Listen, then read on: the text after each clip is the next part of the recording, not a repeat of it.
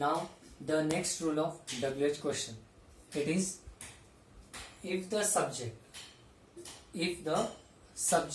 is who, which, what, whose. Again, if the subject is who, which, what, whose, then the verb is put after the subject as in a statement. Okay. Now students, we know that in the sentence pattern first comes the subject, then the verb. You will see here in these sentences, Rakesh is the subject, grumble is the verb. Call subject is verb, though it is helping verb, but here is it is used as main verb. Okay, so subject verb, subject verb.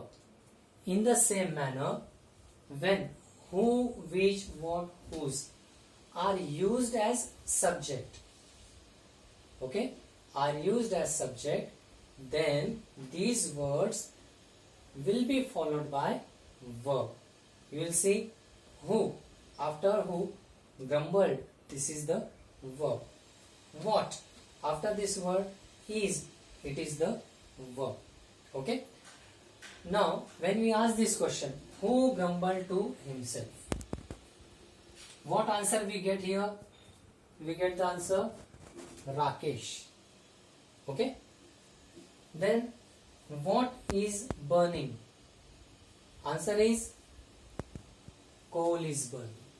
So here who and what, they are used as subject, as we get subject as the answer when we ask these questions.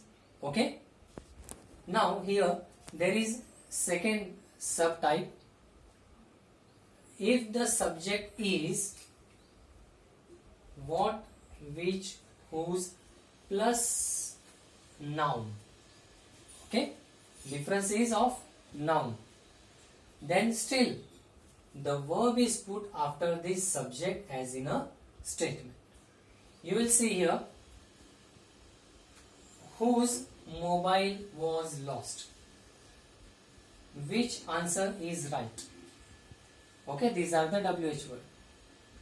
And mobile, answer, these are nouns. Okay, so when we ask this question, whose mobile was lost, in the sentence we get the answer Ram's.